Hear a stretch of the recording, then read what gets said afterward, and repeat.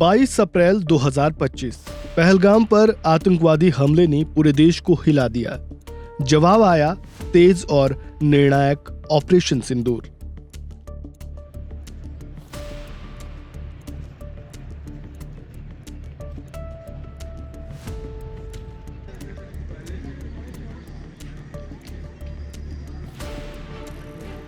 हमले के अगले दिन 23 अप्रैल रक्षा मंत्री राजनाथ सिंह ने स्पष्ट शब्दों में कह दिया, अब बस। पहली बार तीनों सेनाओं को मिला फ्री हैंड निर्णय लेने का अधिकार। The logo which you see all over the world was created by a lieutenant colonel and a NCO. We prepared all this. So when we were going in for this kind of Op Sindoor operations, we were also going for these things because narrative management system is important. Operation Sindoor की चुनौतियों को याद करते हुए सेना प्रमुख general Upendra Dwivedi ने कहा कि ये एक शतरंज के खेल जैसा था। सेना प्रमुख चेन्नई में IIT मद्रास में सैन्य शोध संस्थान अग्निशोध के उद्घाटन के मौके पर बोल रहे थे।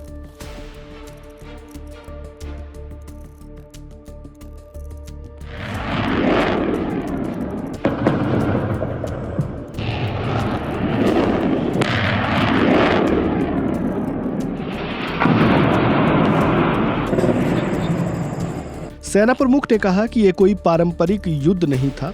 हर चार अस्थिर और अप्रत्याशित ग्रे जोन वॉर की तरह। हमें पहले से मालूम नहीं था कि दुश्मन की अगली चाल क्या होगी। हमें भी अपनी चाल उसी के अनुसार बदलनी पड़ रही थी। The logo which you see all over the world was created by a lieutenant colonel and a NCO. We prepared all this. So when we were going in for this kind of Op Sindoor operations, we were also going for these things because narrative management system is important. Victory is in mind. It's always in mind. If you ask to a Pakistani whether you lost or won, you say, my chief has become field marshal, we must have won only, that's why he's become field marshal. so what I'm saying that this is how you can influence the population. So it is the domestic population, it is the adversaries population, and it is the neutral population. Can rising powers be accommodated? That's a question you have to ask. And you will get the answer yourself. So then we made inroads through our own way. And the narrative management system, by getting the social kind of a sensitive index, then getting to use the Twitters and other handles from other places. So the strategic messaging which was there was very, very important. And that's why the first messaging we did, that okay, justice done, Op Sindoor, that hit the maximum, I am told, in the world today, the number of hits which received. So that was the strategic messaging by a simple message. And the logo which you see all over the world was created by a lieutenant colonel and a NCO. So we prepared all this. So when we were going in for this kind of Op Sindoor operations, we were also going for these things because narrative management system is important. So what it means that when it comes to the technology, there's a technology here, there's a technology here. The big party would like to propagate a technology to be much, much better. And you will get influenced by it. And the smaller one will not have the money power to kind of propagate that. So that is where I think the narrative management system plays a role. And if we are able to kind of get in time, I assure you that we will be able to help out this kind of a smaller party also.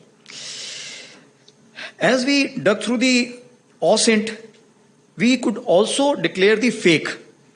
And that's why with the IIT Guwahati also we have signed and for IIT Delhi also we have signed the MOUs on interacting or getting information from the OSINT. And this fake stamping was something which was giving a great credibility. Now when we talk about the predictive analysis, I told you about the big leaders. But I think with this kind of a thing, we do not have time now because even the corps commanders will change, even the naval commanders will change on the other side.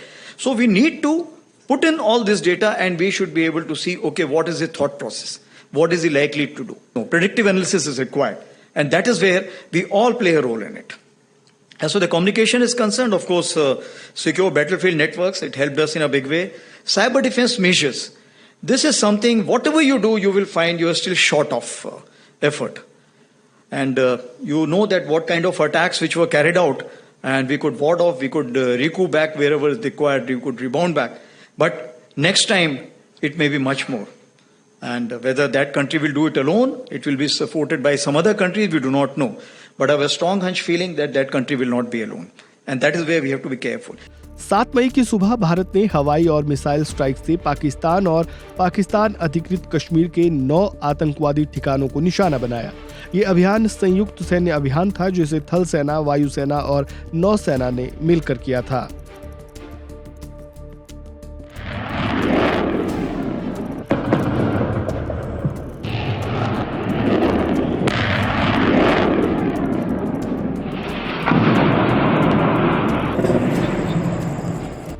अब युद्ध केवल हथियारों से नहीं बल्कि तकनीक से भी लड़ा जाता है।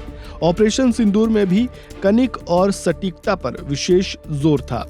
आईआईटी मद्रास में शुरू हो रहा अग्निशोध, इंडियन आर्मी रिसर्च सेल भारतीय सेना को एडिटिव मैन्युफैक्चरिंग, क्वांटम कंप्यूटिंग और साइबर सिक्योरिटी में आत्मनिर्भर बनाने की दिशा में महत्वपूर्ण कदम है।